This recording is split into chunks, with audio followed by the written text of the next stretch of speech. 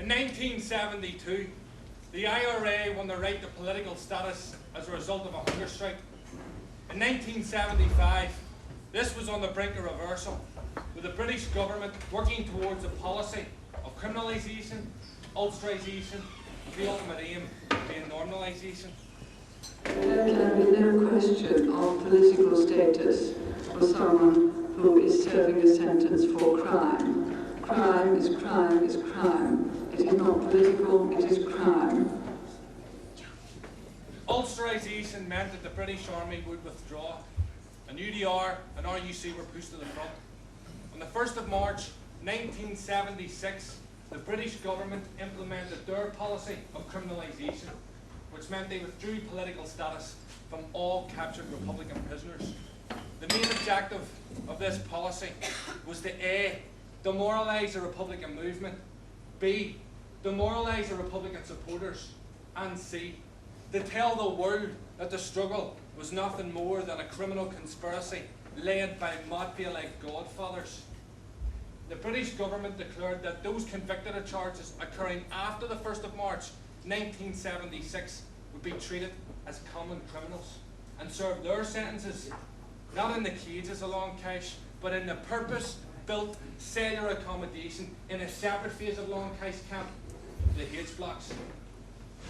What you're about to witness tonight is the accounts of those first Republicans denied political status, the regime manufactured to beat the prisoners into submission, the blanket protest, and finally, the determination of Republicans never to be criminalised.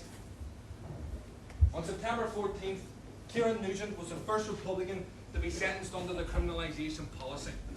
Now, Kieran was no stranger to the British repression or the ill consequence of British occupation.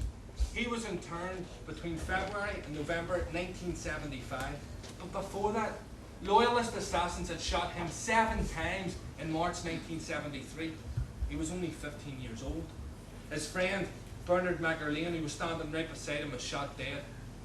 As a result of the shooting, Kieran had the nerves removed from his left arm, but he was also wounded twice in the chest and twice in the back.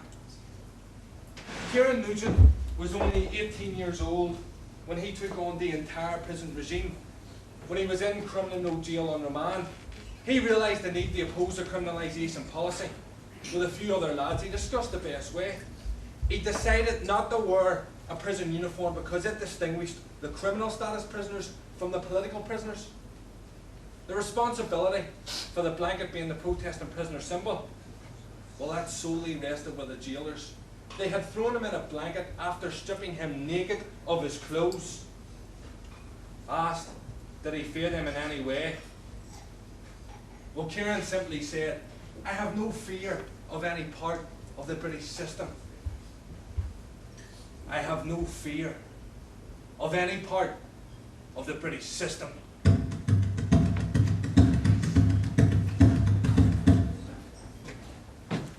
When I was first taken into the reception area of Long Cache, I was asked what size of clothes I wore. I am not wearing a prison uniform. It took a couple of seconds to sink in with a screw, and to his astonishment he said, you can't do that here, you know. After another couple of seconds, he knew I wasn't bullshitting.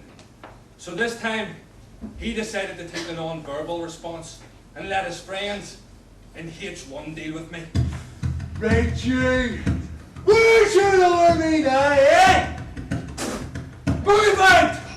Where's your comrades now? Hey! Look at them! Look at... What organisation are you in, huh? What was it? What did he just say to me? What did you just say to me? You fucking proving bastard, you!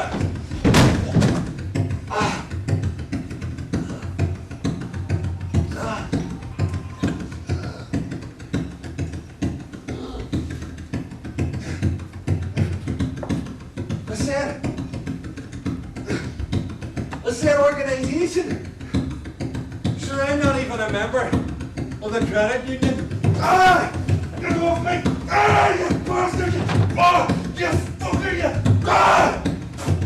Is that all you've got, huh? Is that all you fuckers have got?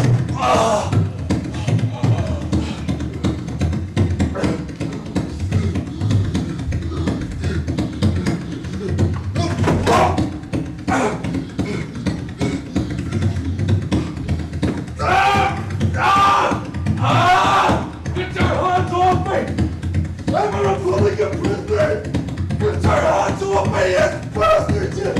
Ah, you fucker, you! Ah, I'm a Republican prisoner! Ah, get over! Get over! Ah, ah.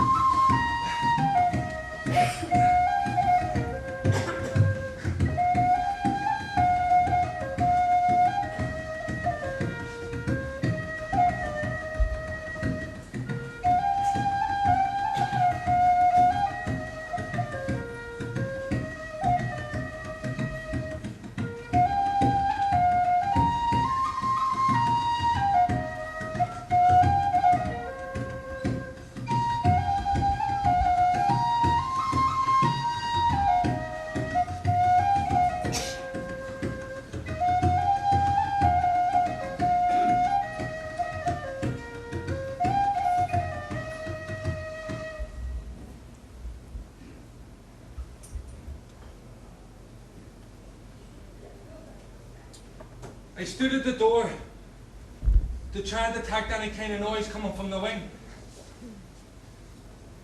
I shouted to see if there were any Republican prisoners in the wing!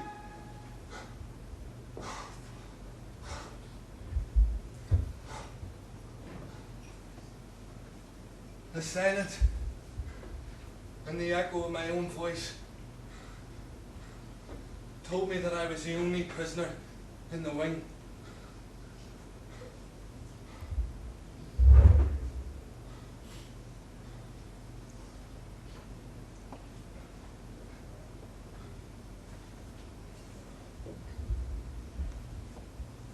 My cell measured 9 feet by 6 feet.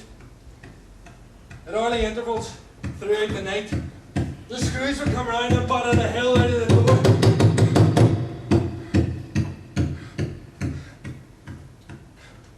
As if to wake me from a sleep. I couldn't sleep. Too many thoughts working through my mind. Fear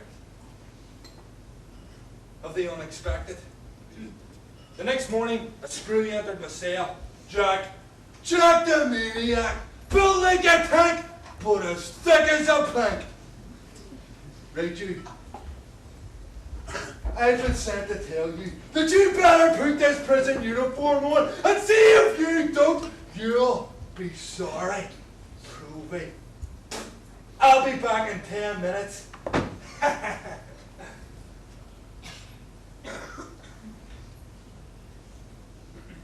When he came back, 10 minutes later, with 3 other screws.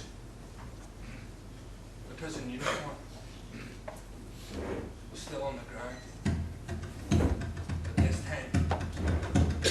this time, I could see the sheer rage and the anger in his eyes. Right, you deal with her, I'll deal with this. Get up. I said get up!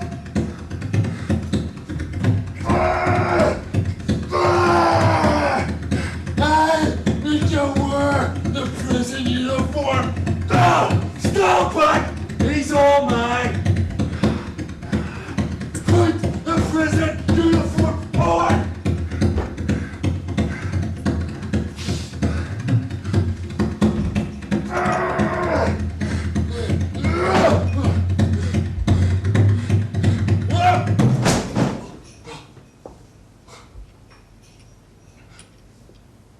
You'll have to kneel it to my back.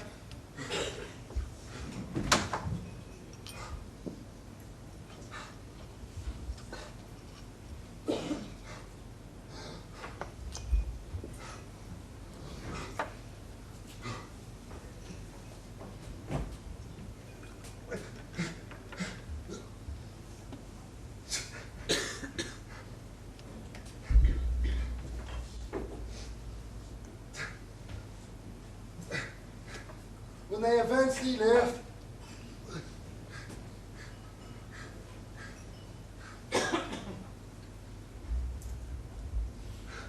I could hardly open my eyes to see the damage that they had done.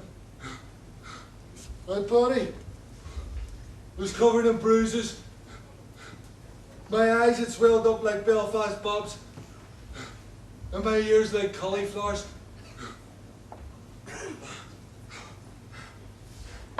Little did I know what was to lie ahead over the next few days, weeks, months, years. Being locked up 24 hours a day, you lose all sense of time. But when you heard those footsteps coming down the wing, you knew exactly what time it was.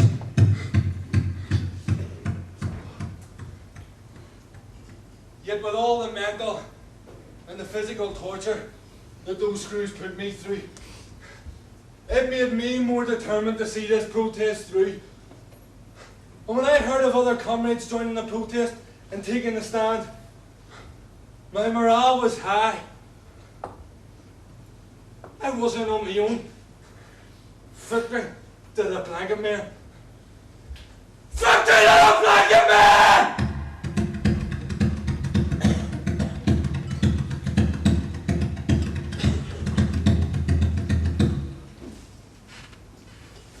The next phase of the protest was directed at Republican prisoners who were under 21. Kieran Nugent, Ned Flynn, and Paul McInerney were moved to H2.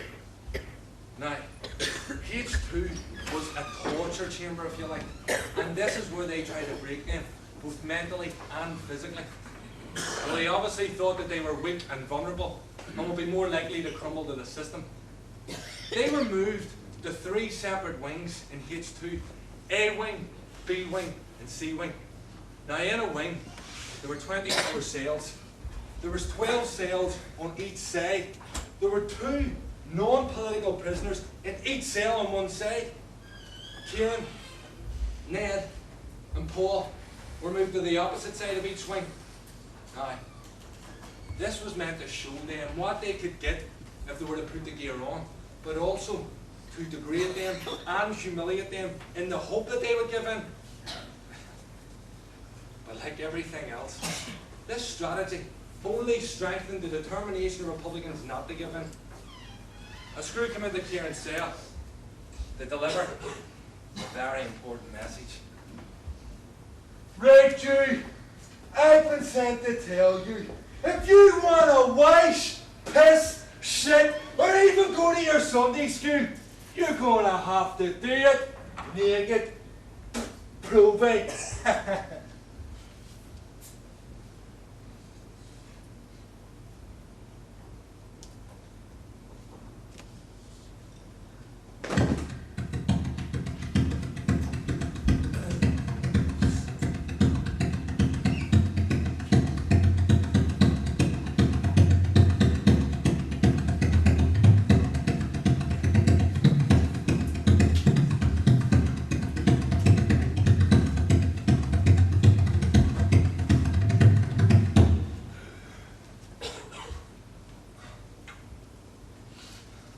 Sickness began to be a problem, but we suffered whatever sickness we had, rather than to leave ourselves naked more than what was necessary.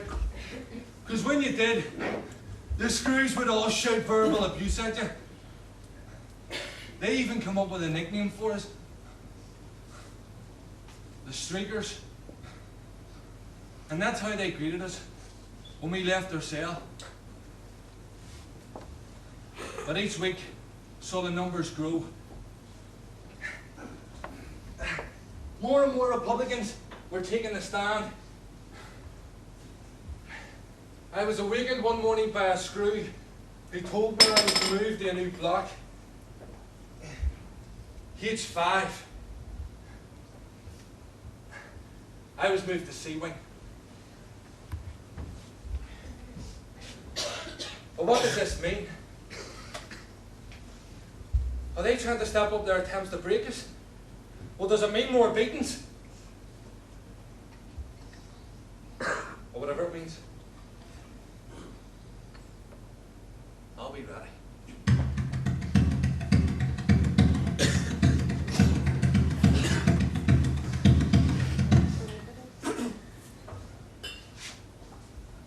A screw handed me a brush to clean out my cell.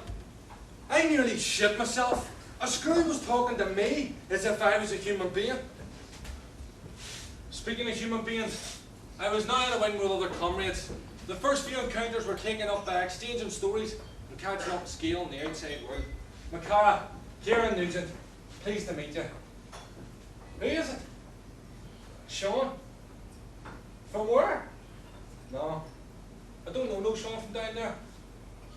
Fuck's sake, why didn't you say, Shawnee? Sure, going well. We set up structures, we got ourselves a comfort, organised ourselves in a proper manner. Some of the lads requested that we get some books, reading material, anything to help break the stillness. Of course, we were refused. So we went to the prison chaplain, and he was able to get his hands on some religious books and religious magazines. No books of any educational value or newspapers were allowed. Tell you what though, wasn't long before the honeymoon period was over. They started to crack down on us, only allowing us out of our cells to slap out, to go to mass, or to take a shower once a week. So we come up with other ways of communicating with each other, like talking to each other through the pipes. And when I say pipes, I don't mean a smoker variety.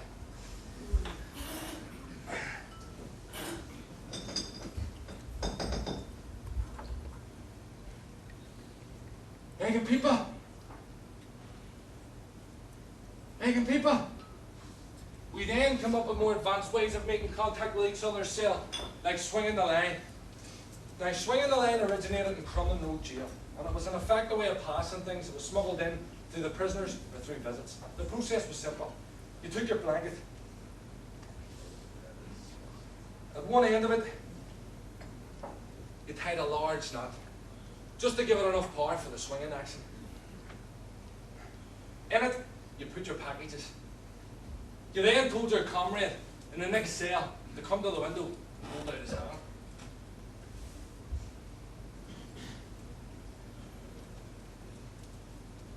Hagen Finjok.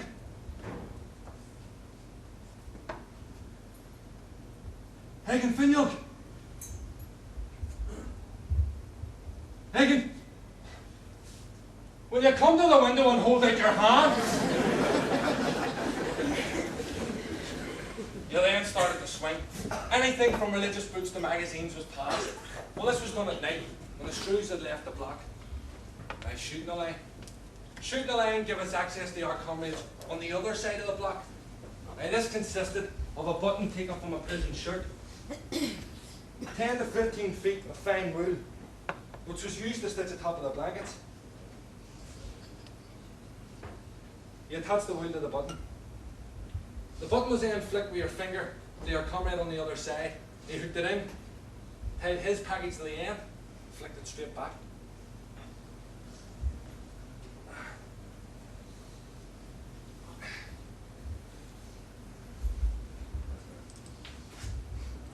Hanging doors.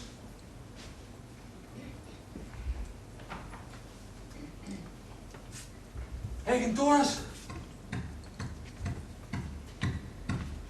Burn in the air! Fuck! Burn in the air meant there was a screw in the wing.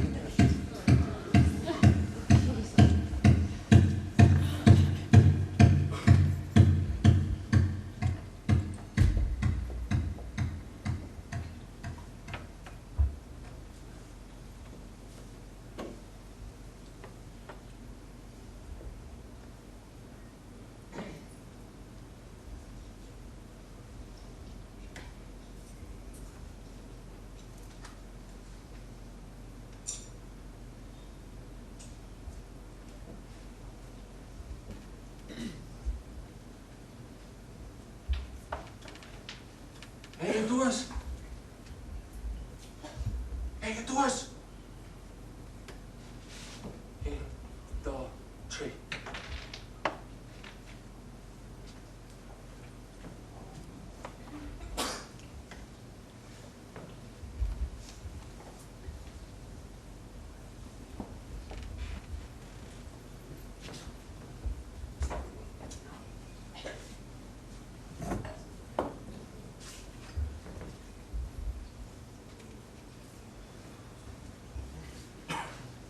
While we were busy putting Royal Mail out of business,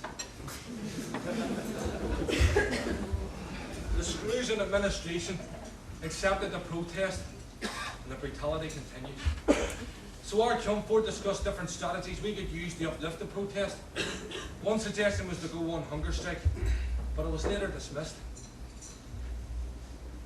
They said that the outside world needed to know more about the protest in order for it to succeed.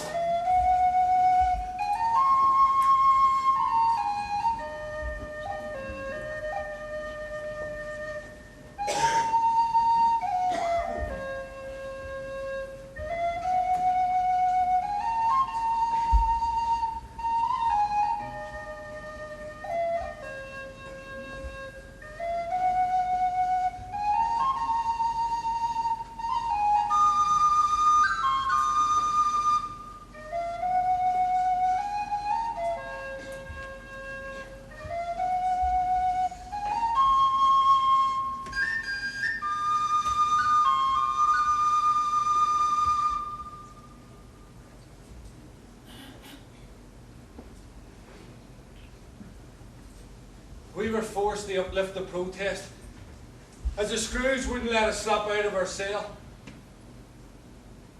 This meant using our own bodies as weapons. We had to smear our excrement on the walls of our cells. Well, it was more hygienic on the walls than on the floors beside us. This was an extreme and repulsive tactic, but it was effective.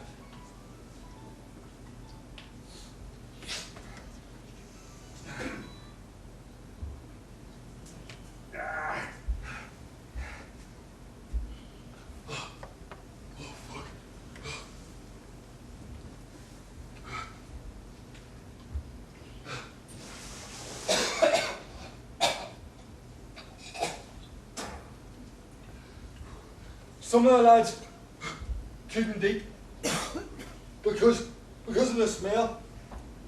Because they constantly made you feel physically sick.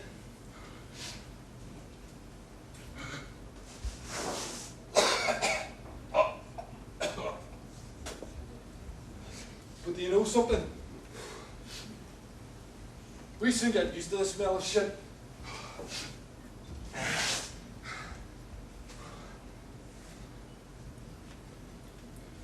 But the smell of your own urine, fuck, that used to drive us insane.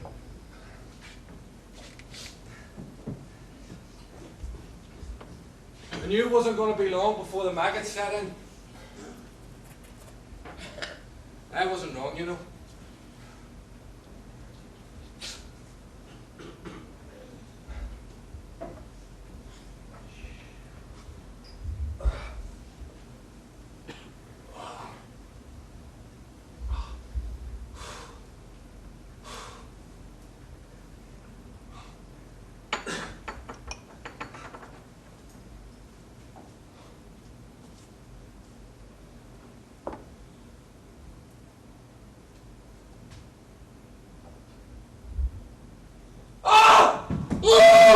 Oh, fuck!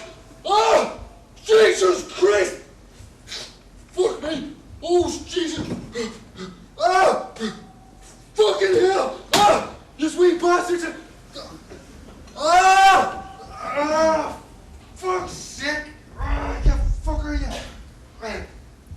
The maggots would set into the open wounds on your body. You wee bastard, you!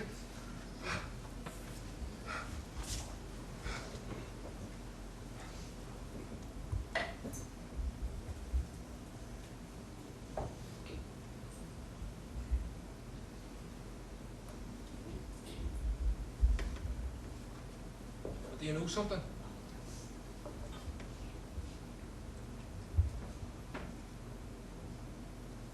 It used to pass time.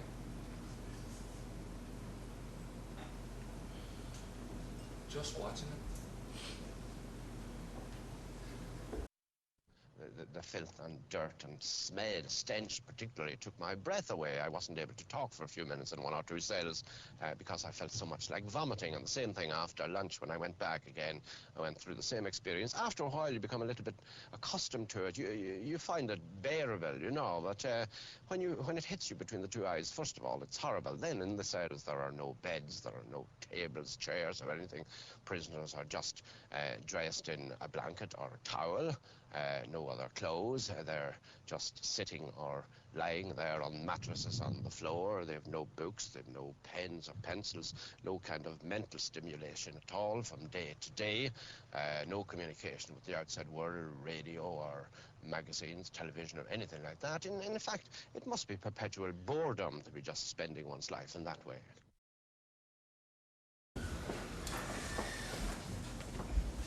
There were now around 300 Republican prisoners in Heats 3, Heats 4 and Heats 5. We began to double up. Ted Smith entered my cell. Macara, Kieran Nugent. Who? Ted Smith. Pleased to meet you, Ted. Come on in. About me? Don't believe all you hear. Come on in. Johnny cup of tea or a bacon sandwich or something? I'm only fucking joking you. Right. Come on in and I'll show you around. Might as well start with the window, mate. Why? It's not a bad view, like. Can't complain. Sorry, mate. Do you know how to play chess at all? Try not be long teaching you. I'll guide through you the ropes. Having tits in my cell was like a breath of fresh air. But I suppose he thought I was a wee bit strange at the start because I couldn't keep my eyes off him.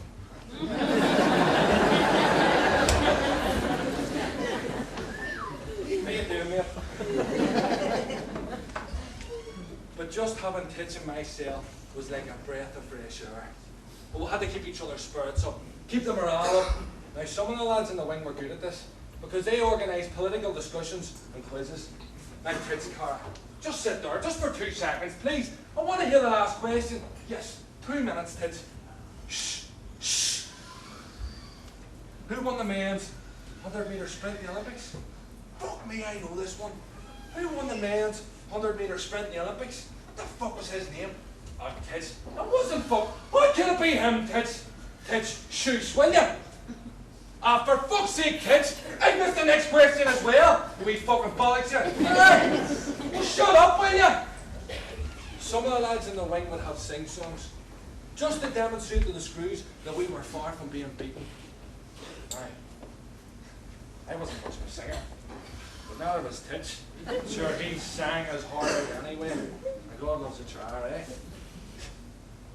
Now the chessboard. Oh, the chessboard was at the centre of many a disagreement between me and wee Titch. My Titch Cara. How many times have I got to tell you? Right. The pawn can't move from here to here. It can only move to there. Titch, those aren't my rules. Those are the fucking rules that we bollocks you! And fuck away off! Now, the political discussions in our wing, well, they lasted about 5 minutes. But because we preferred bingo, or a night at the races, let me tell you something. A night at the races was run by two Andy-town cheating bastards, and Benny Lynch. Shoes Titch, will ya? Because I want to hear the last race.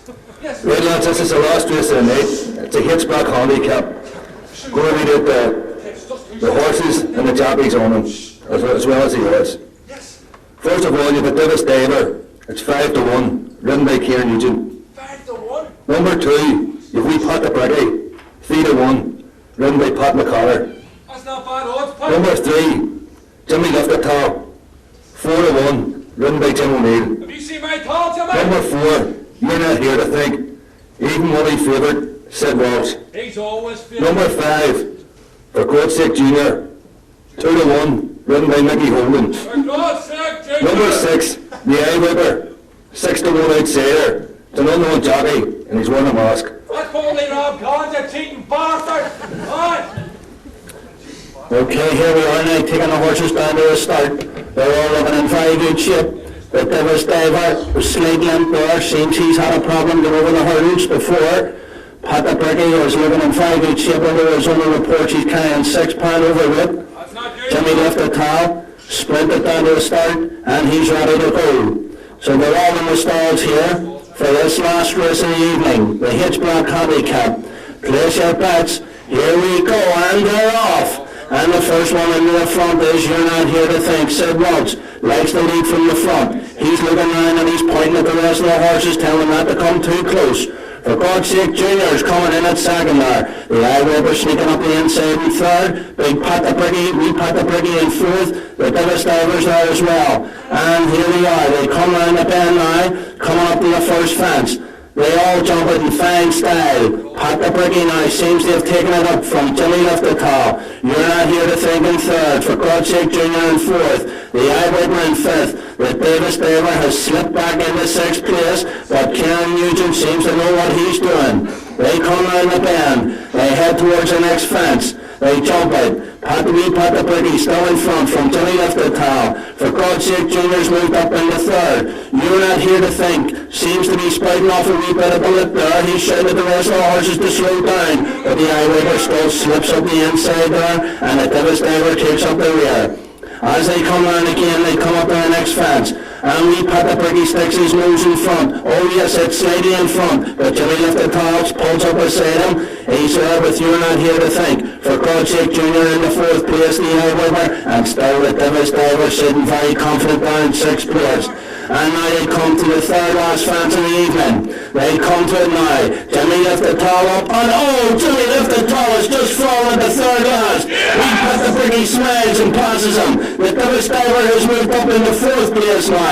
For God's sake, Junior's there. The Eye Whipper and You're Not Here to Think. They're all bunching up, coming to the second last. And as they do so, You're Not Here to Think, the even money favoured, cruises up, comes into the lead, jump, and he's down. For God's sake, Junior has moved now into the lead. The Davis Divers in third. Wee Pat the Briggy's out with them as well. And the Eye Whipper taking up the rear. And he's smiling very confidently as they come now to the last fence of the evening. Wee Pat the Briggy jumps it slightly in front.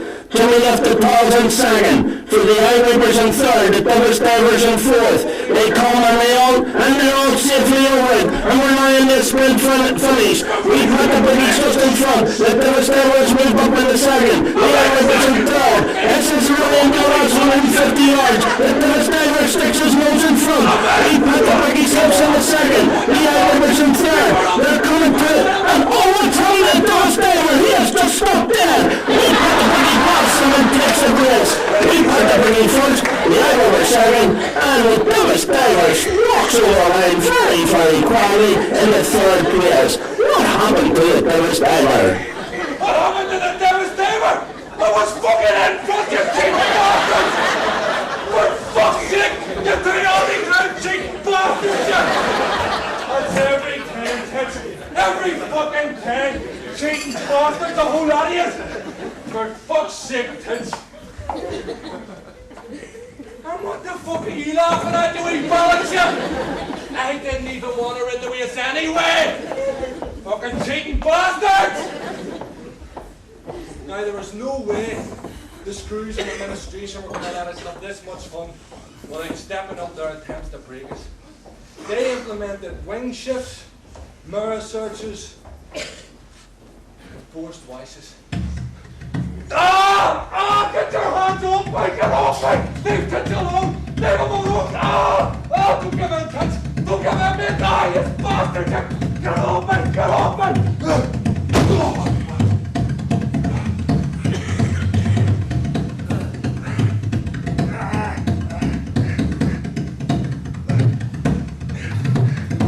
All the men from one wing were moved to another so the cells could be cleaned.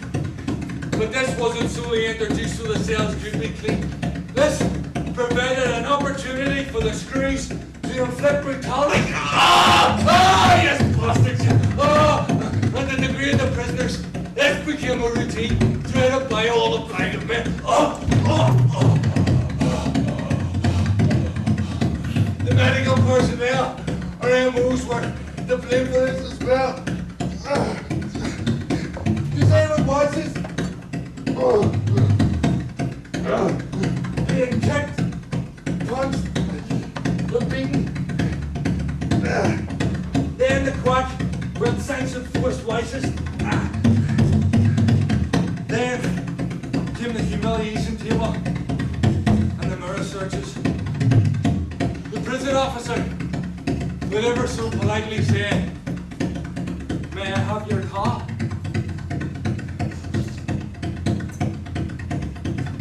My car? Move the hood! Grab the bastard! On stage! Fuckers, you! We're twisted up your back! Your head was banged on the table! They then kicked you in the employer's position! Placing a mirror beneath your anus, using their hands to probe. You fuckers! They then run their fingers up your nose, and through your hair, your ears, and through your mouth. Then finally, they would hit you. One last slap upon your chest.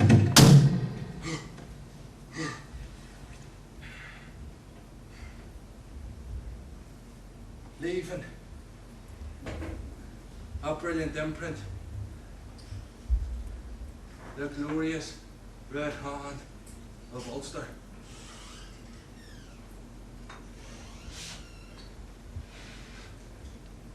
I have no fear of any part of the British system.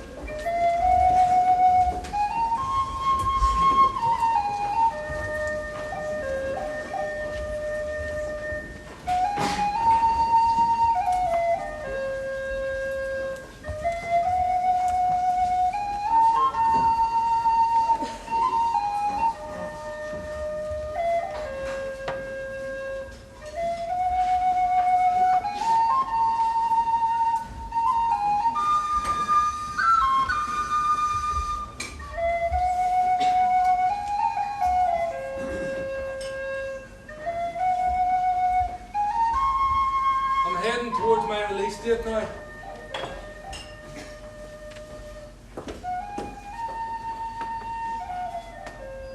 I'm both excited and saddened. I'm excited to see my family.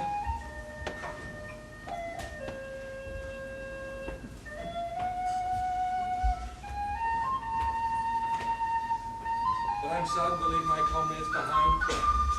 But my fight will continue on the outside. And I can take solace in the knowledge that as one man leaves, another takes his blanket and joins a protest for justice and for political status.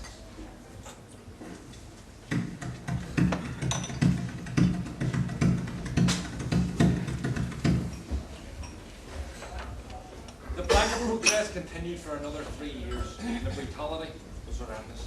Towards the end of 1979, the prisoners decided to bring the protest to a head. A hunger strike was suggested. Now, they were advised against this by their comrades on the outside because they needed more time to increase the pressure. But there were other things going on. Cardinal O'Fee was in talks with British direct ruler Atkins, and it's thought that these talks were hopeful. But at the same time, the Republican leadership realised the need for a broad movement, and they set up the National Hate Block and Armagh Committee. They formulated the prisoners' needs into 5 simple demands. The demands were the right to wear their own clothes, the right to refrain from prison work, the right to free association with fellow prisoners, the right to organise leisure activity with 1 letter, parcel, visit allowed per week, the right to have the remission that was lost as a result of the blanket protest restored. On October 27th, negotiations fell through, and the men had no alternative but to initiate a hunger strike. 7 men took the courageous decision to go on strike. They were Brendan Hughes,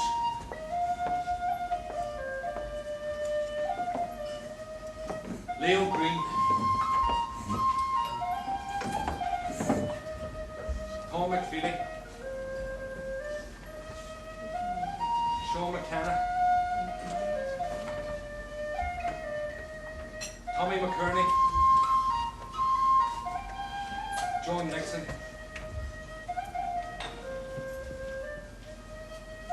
and Raymond McCartney. In December that year, they were joined by 3 women prisoners in Armagh jail. Maria Farrell,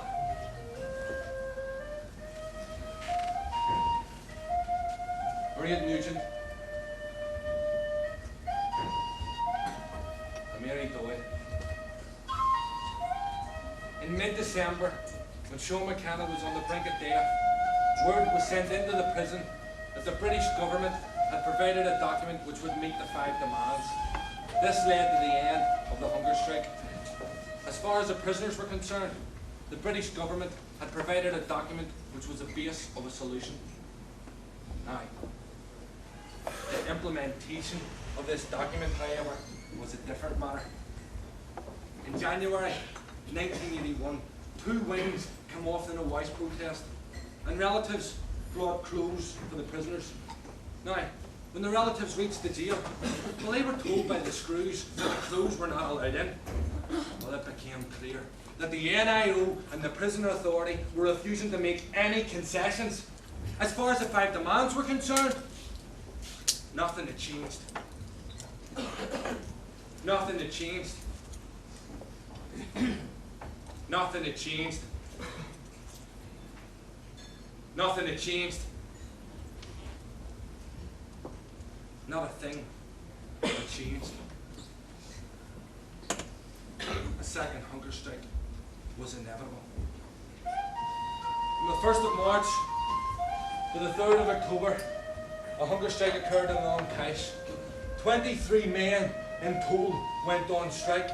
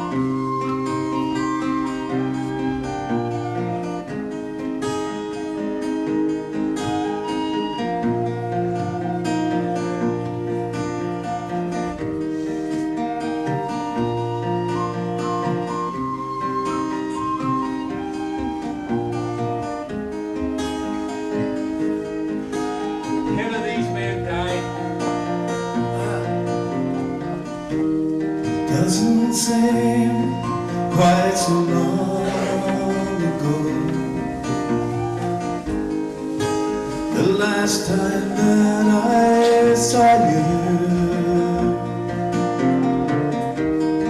ain't it funny how the memories go?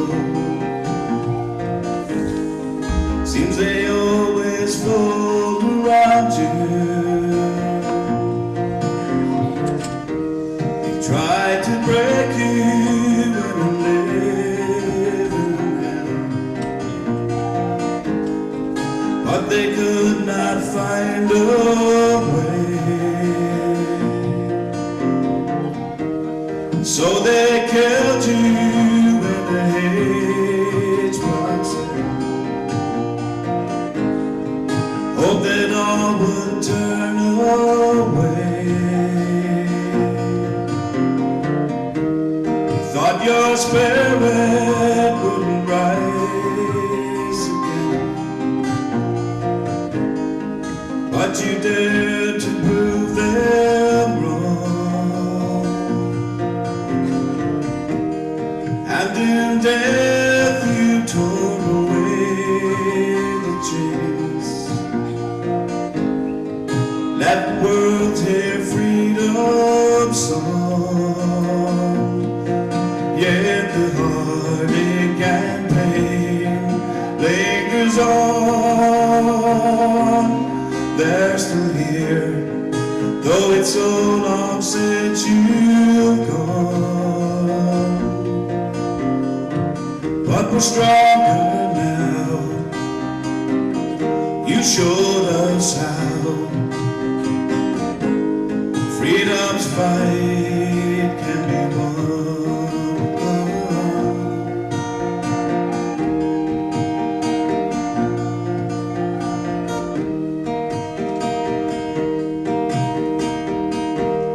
Wish there was an easy road to choose. Bring this heartache to an end. Easy roads are always sure to lose. Seen that time and time again. If you can't stand by me like yesterday, find the strength to carry on. Let your spirit shine along the way, and our day will surely come. Yet the heartache and pain lingers on. They're still here, though it's so long since you've gone. But we're stronger now. You showed us how. Freedom's fight can be won if we all stand as one.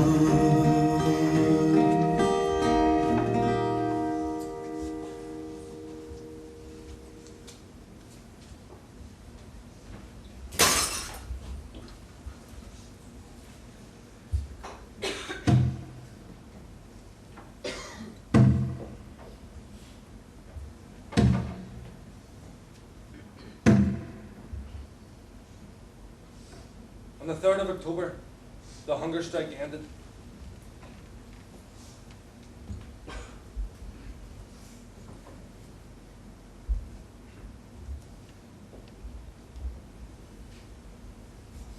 In implementing the criminalisation policy, the British government had themselves become the criminals.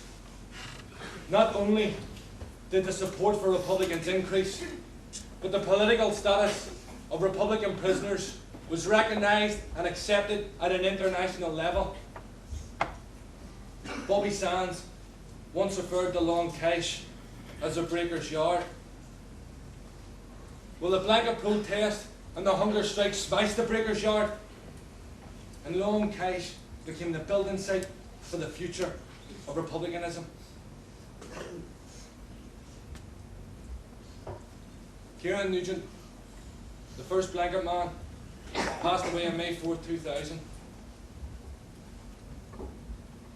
Like all the other people who were involved in the blanket protest and the hunger strikes, Kieran was an ordinary person, leading an extraordinary life.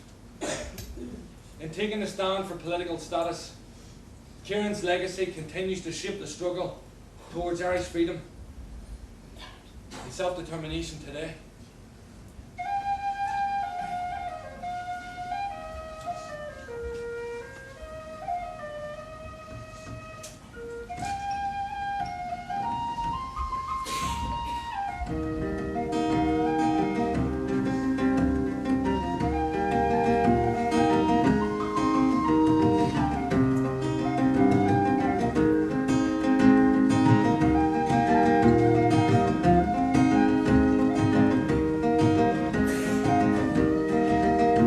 I'm 90 miles from Dublin town. I'm in the H black cell to help you understand my plight, my story I must tell. I'm on the blanket protest, my efforts must not fail, and I'm joined by men and women from the Kesh and Armagh jail. It all began one morning, I was driving to Castlereagh, and though it was 3 years ago, it seems like yesterday. For 3 days kicked and beaten, I then was forced to sign confessions that convicted me of deeds that were not mine. Sentenced in the deadlock court, my protest it began. I could not wear this prison gear, I was a blanket man. I'll not accept the status, and I'll not be criminalized. And that's the issue in the box for which we give our lives.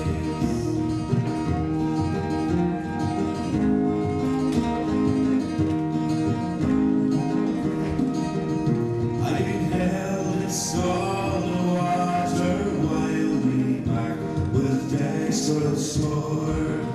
I've been scratched and cut from head to foot and thrown on the floor. I suffered murderous searches and been broke by drunken bears. I've heard me comrades cry in the street those utter useless prayers. Those 90 miles from Dublin town, it seems so far away. There's more attention to our plight out in the USA, and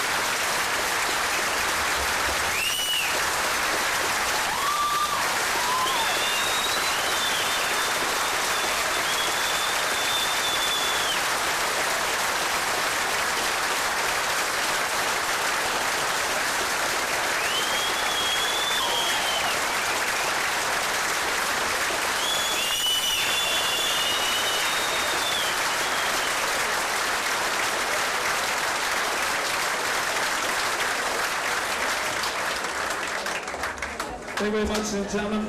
If you enjoyed that.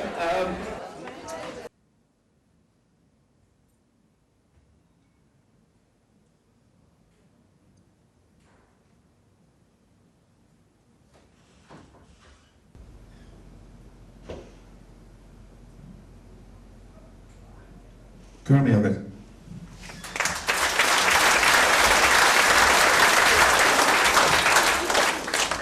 Can I thank the organisers for allowing me to be part of this tonight?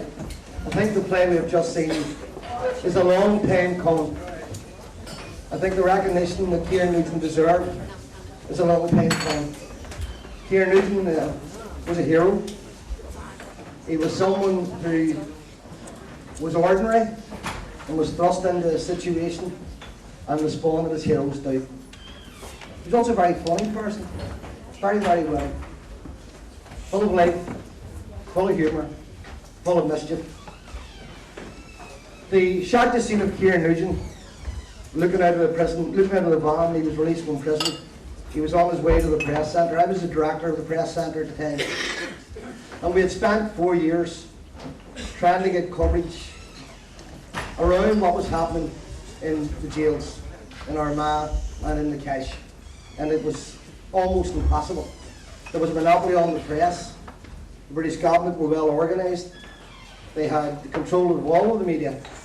But still we knew, and the prisoners knew, that if there was to be a breakthrough in their protest, that the media played an essential part. And we waited in anticipation for Kieran Nugent. I hadn't met him. People who had met him before he went into prison. He was very young. And we worked on the basis that anyone who came through what he was coming through, and the communication was by way of comms, and it was very patchy at that particular stage. But we worked on the basis that anyone who came through what he had came through was probably insane. Probably wasn't able to talk to the press, probably was inarticulate, and may not even be able to explain what had happened and the experiences that went on in the jail. He was a very young IRA volunteer when he went into jail. He hadn't dealt with the media. And we got him out and we talked to him, and we were amazed, just amazed how clear he was. And if anyone ever seen Kieran Nugent, the first thing that struck me about him was his eyes. He had blue eyes, he had eyes that would cut steel. He had blue, clear, sharp, strong eyes. And he talked about it as a matter of fact. You know what's happening, this is what happened, and whatever. And I, as I say, was a director of the press centre. And the first interview we done with the Washington Post, I think it was called. And it was a woman.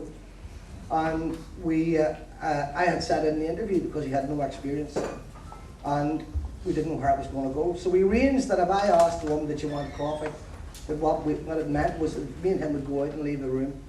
We would assess what he said or correct any mistakes that he had made, and he would go back in and we would carry out the interview. And that's what we done. The interview was going badly. When Kieran talked about beatings, the woman kept referring to, well, you are terrorists, and what do you expect? And you were in the IRA, weren't you? And you weren't innocent, were you? And this went on and went on, and at the appropriate time I said, let's go and have a cup of coffee. And we went out and I said, Kieran, this is going really bad. We're not getting a shot at this. This woman doesn't want to know. She has no interest in what's happening. I don't know what to do. We just carry on with the interview and we'll take it from there. We came back, he says, I mean, it's going to be okay. It's going to be all right. I'll deal with it. We came back in again. He started talking about what it was like. And he said, let me give you an example. Solitary confinement is very boring, and after a while, he said, you notice everything in a cell. The colour of the walls, what the floor is made of, what the material's made of, what the bedding's made of. You notice everything. He said, and one day I noticed a spider coming out of a crack in the concrete of the wall. He said, and I started leaving bits of bread for the spider, and the spider started coming closer to where I was sitting on the mattress. And after a while, it came onto my leg and I used to feed it. And it eventually got the spider onto my hand. This woman began to take interest and to take notes. And he said, and I gave the spider a name. I called the spider Charlie. And I would have talked to Charlie as if it was a friend in the cell, and I would have told Charlie what was happening, what I was thinking about, anything that was going on. He said, and one day I was talking to Charlie and the cell door burst open and a screw run in and put his foot up and killed it and said, Nugent, there's no pets allowed. And this woman was flabbergasted. And when the interview was over, I said, Jesus Christ, Kieran, is that right? He says, no, it's not.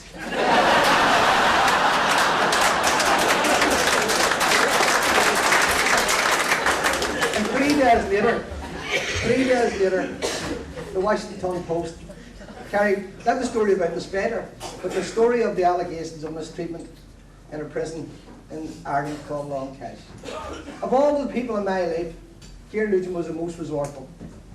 Of all the people the British government could have picked on to try and attempt criminalisation, he was really the wrong person. Really, really the wrong person. He was very, very stubborn, and he was built like an ox. And he had a mind that was clear, like very, very clear. I normally speak for an hour and a half. I should have told you that before I started. But I have the code, as you'll probably gather, so I'm going to put it down to an hour and a quarter. I want to tell you one more story, then we'll maybe go on to more serious stuff. I toured Europe with Kieran Nugent for about 8 months. And prior to that, we had been sent all over Ireland. Kieran Nugent and Fran McCann were great friends, childhood friends. And Fran McCann, and I hope he's not here tonight, Fran McCann was the opposite of Kieran Nugent. You know? Kieran Nugent would have tackled anything, and Fran needed to be convinced this is what you do. And we got sent one time to Cavan to organise a hitch block committee in County Cavan. And we got sent to Cavan Town. We got a lift to Cavan Town, and we had an address. We were all quite young at the time. And when we got to this address in Main Street, Cavan, just an address, and the name of a man called Bo, we discovered that it was a pub. We were staying in a pub. Right? So this is unbelievable, you know, staying in a pub, and that was great. So we went to the meeting with the owner of the pub that night, and we spoke and we formed the Hitch Block Committee in Cavan, which was very successful, and went on to become the election committee of Kieran Doherty. On the way back, Nugent says to me, "I just go get a drink. I mean, you have to get a drink if you're in a pub." I said, "Sounds good to me, that's what we'll do." So we got back into the pub, 4:12, this guy began to explain that the guards were watching him and that he daren't serve a drink. We hadn't asked for a drink, we were going to, but we hadn't asked for one. He daren't serve a drink after hours because the guards would raid the place, he'd lose his licence and so on and so forth. And he then went on to ask us, when we got into the pub, he went on to ask us, did we want a drink? And of course, the lads all smiled. He says, "What I'm talking about is tea, coffee, or drinking chocolate, because I'm not serving drink." And he went out to get this, and he just says, "Well, we need to get a drink. This is terrible. How can you go back to Belfast and tell anybody you're in Cavan, in a pub, then you didn't get a drink?" I said, "What do we want to do?" He said, "Well, your man went back. What you say to me is, do you remember the time the sticks shot you, Kieran? Does that ever give you any trouble?" And the idea was that Kieran would then show this wound. The plague covered some, but he was shot by the sticks, he was shot by the Brits, he was shot by the Loyals. Probably multi-wounds.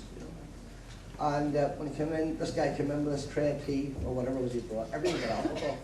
I had asked Kieran, as prophet, "Does this wound hurt you? Does it affect you?"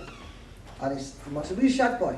Nugent said that he had been shot. And he took off his shirt and showed these wounds. And then, of course, they began to explain the rest of the wounds, who had shot him, what the circumstances were, where he'd been shot. And my last recollection was Kieran Nugent standing in the bar in his trunks, 5 o'clock in the morning. The owner up the stairs playing rebel songs and shouting out the window. People were tossed. And me and Fran McCann feeling sorry for each other in the corner of the place. So those are a few examples of Kieran Nugent. Kieran Nugent comes from a society which is a society of heroes. The people involved in our struggle are heroes. And sometimes what happens, I think, is that because we have been involved in such a multitude of events, that we forget. And we forget about people, and we forget about their bravery. And I'm not talking about the heroes of the Blacks or the heroes of the IRA. I'm talking about the heroes of the Holy Cross, the heroes of the people who went out and blocked roads to draw support for the hunger strikers, who banged billets, the mothers who went out and risked getting killed, or getting shot, or getting injured, the people who blocked roads and plastic bullets, which they knew were lethal, been fired left, right and centre of. And a few months after the ceasefire, Jerry Adams was speaking at the City Hall, and unprompted someone shouted up, "What about the IRA?" And he said, "Well, they haven't gone away, you know." The danger for us is our heroes will go away. And we need to look after them, we need to appreciate them, we need to be good to each other, because that's the essence of this struggle. This struggle is about moving people forward and bringing with them dignity, bringing with them courage, with respect, with all of the rights in place. And if you look at the people who went through the hunger strike, it's now fashionable. And over those last few days, we've seen examples of it. It's now fashionable for all of those who acquiesced during the hunger strike, for all of those who done nothing about the hunger strike, for those who better said and supported the British government and allowed the conditions in the prison that led to the hunger strike to continue. It's now fashionable for them to talk about the British government wouldn't take advice. In the first 3 months of the second hunger strike, the British Information Service in New York paid for and brought out Tom Campbell, who was an Alliance councillor for North Belfast, Alistair MacDonald, who was an SDLP councillor for North Belfast, Cahill Daly, Sister Genevieve, and a host of Gumbean men and women who went into America and tried to refuse the growing support for the prisoners. We need to be very careful. And I'm not saying we hold people responsible for their guilt, but we need to be very careful. The hunger strikers are our people. That the cause they fought for was our cause. The criminalisation wasn't about what happened, as the play said. It wasn't about what happened in prison. But it was about what happened to our struggle.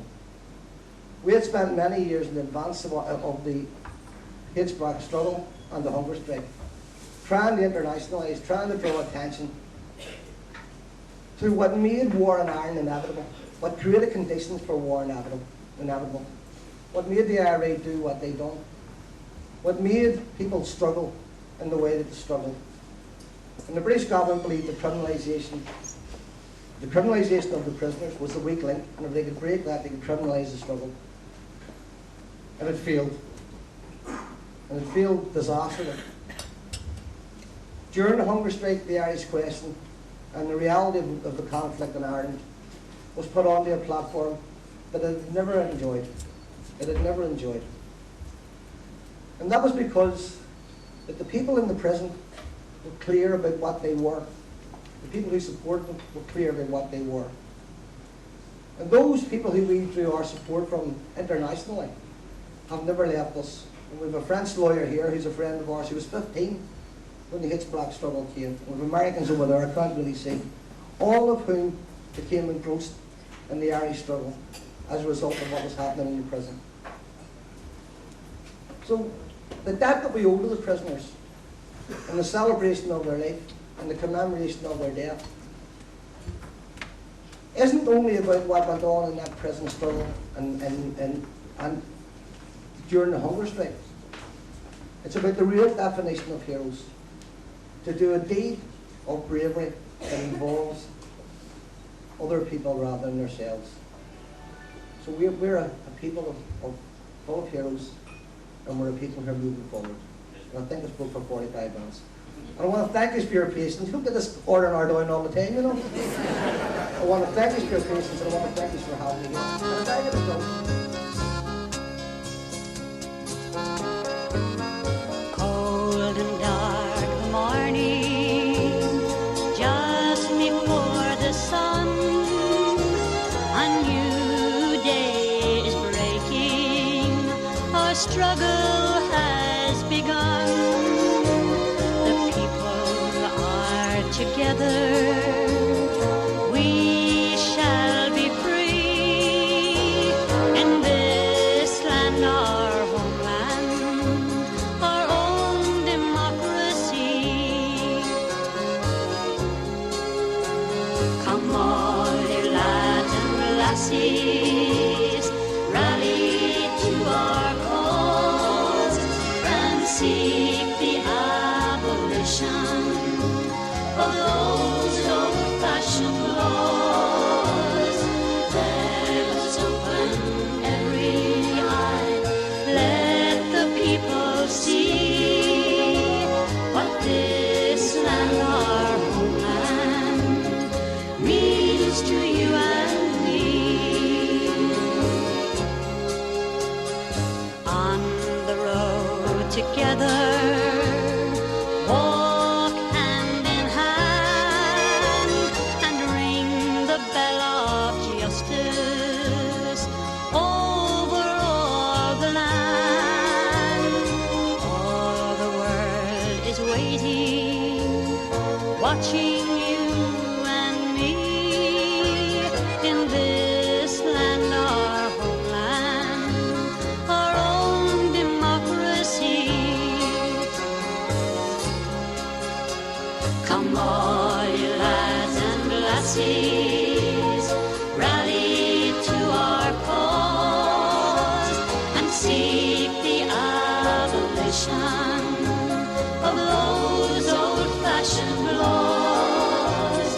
Let us open every eye, let the people see what this land, our homeland, means to you and me. How far must we travel till our journey's done? How long must we struggle till the fight is won? May we live in peace again. May we live to see this land of ours, our homeland, a true democracy. Come all you lads and lassies, rally to our cause and seek the abolition of those old-fashioned laws. Let us open every eye, let the people see what this land, our homeland, means to you and me.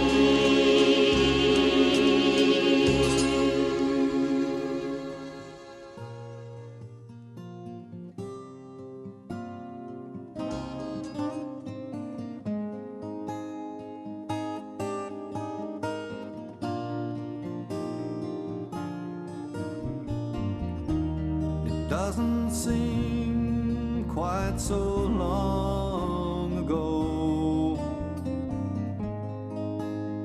the last time that I saw you. And ain't it funny how the memories grow? Seems they always fold around you. Tried to break you in a living hell, but they couldn't find a way, so they killed you in an H-block cell and hoped that all would turn away. Thought your spirit couldn't rise again, but you dared to prove them wrong. And in death you tore away the chains. Let the world hear freedom's song. Yet the heartache and pain linger on. They're still here, though it's so long since you've gone. But we're stronger now,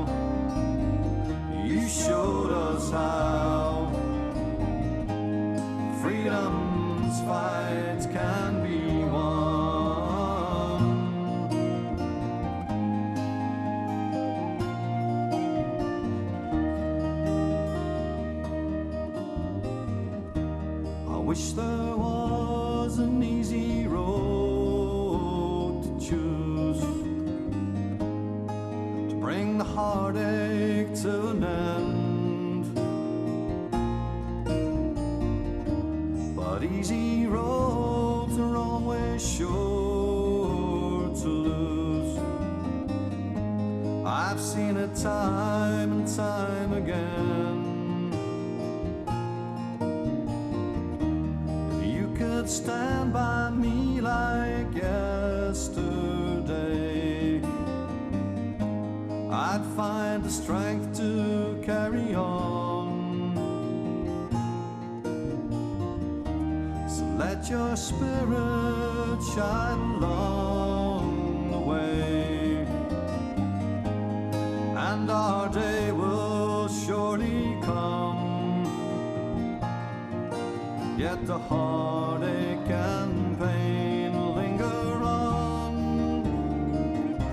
They're still here, though it's so long since you've gone. But we're stronger now. You showed us how. Freedom's fight can be won if we all stand as one.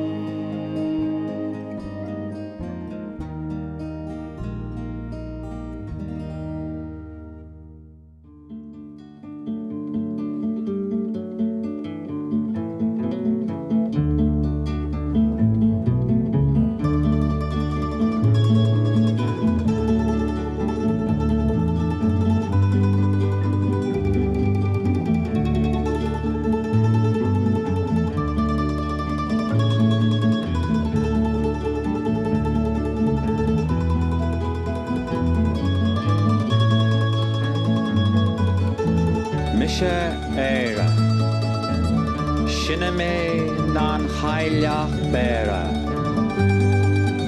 Mor Maglor Me the Rugku Holland Kroga Mor Manaire Machlan Hien Doyila Mahir Misha Era Uigni Me Nan Hailach Bera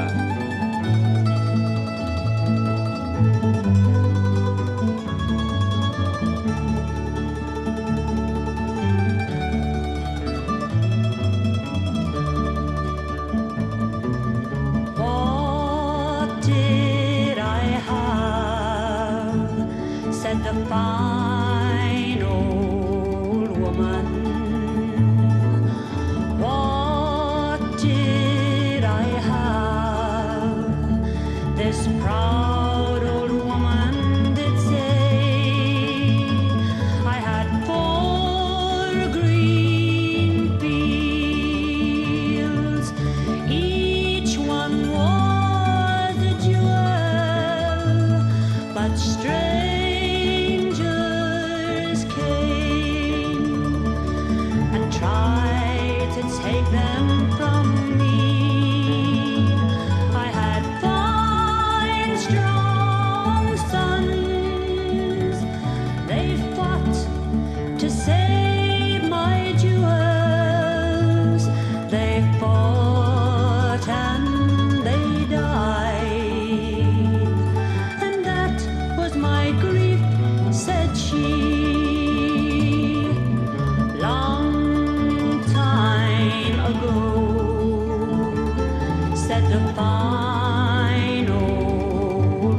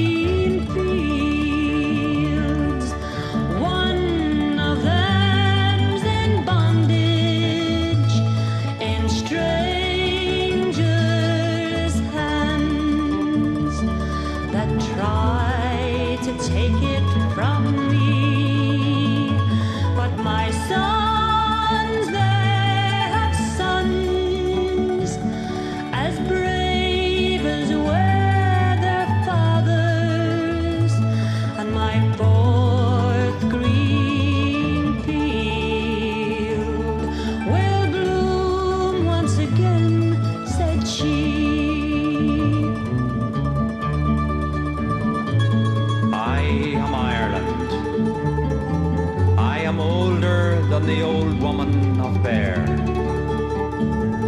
Great is my glory, I who gave birth to Cuchulainn the brave. Great is my shame. My own children have sold their mother. I am Ireland. I am lonelier than the old woman of Bear.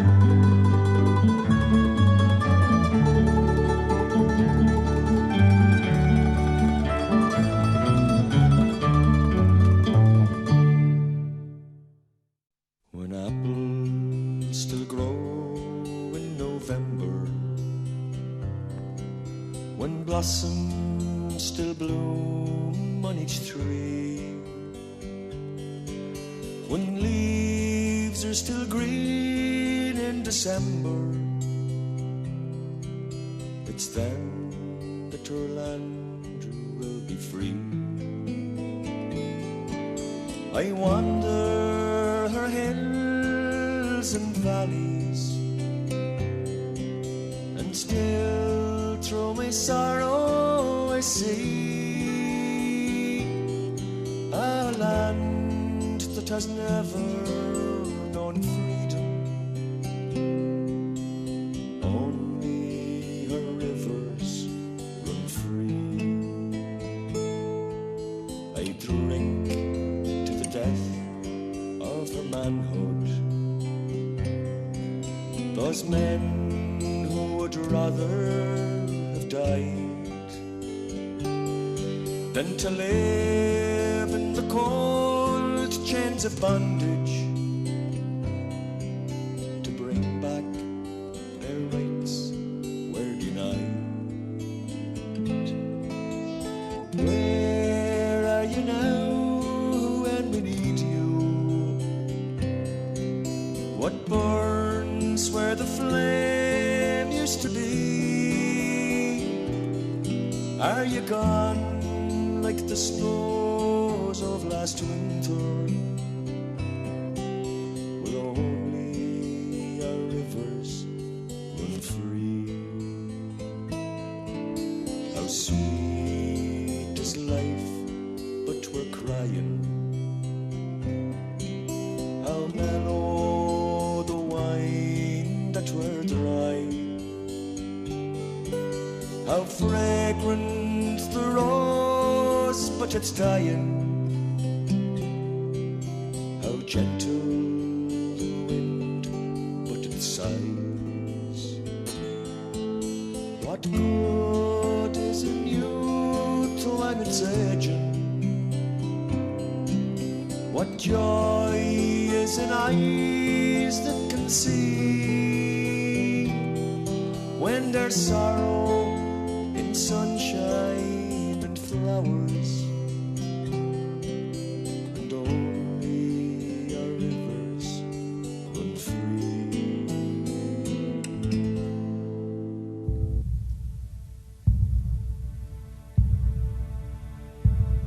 I am a proud young Irish man in Ulster's hills. My life began a happy boy, through green fields ran, and I kept God's and man's laws.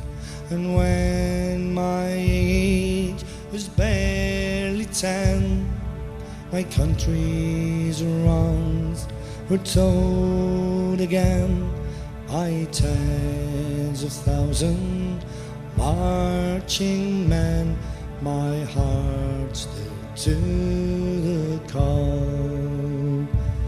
I'll wear no convict's uniform, nor meekly serve my time. Let Britain mine, and Ireland's fine, 800 years of crime. I learned of centuries of strife, of cruel laws, injustice justice rife, and I saw now in my own young life the fruits of foreign's way. Protesters threatened, tortured, maimed, the vision nurtured, passions flamed, our rape revoked, rights caused the fame. This is the conqueror's way. I'll wear no convict's uniform, nor meekly serve my time. That Britain mine, and Ireland's fight, 800 years of pride. The descendants of proud Connaught clan, Concannon serves cruel Britain's plan. Man's inhumanity to man has spawned a trusty slave. No strangers are these boats and locks, no new designs, these dark age blocks, like Cromwell is while Mason stalks, the bully taunts the brave. I wear no convict's uniform, nor meekly serve my time. That Britain mine, and Ireland's fight, 800 years of pride. Does Britain need 1,000 years of protest, riots, death and tears, or will this past decade of years of 80 decades well an end to Ireland's agony, new hope for human dignity, and will the last obscenity be this grim H-block cell? So I wear no convict's uniform, nor meekly serve my time. That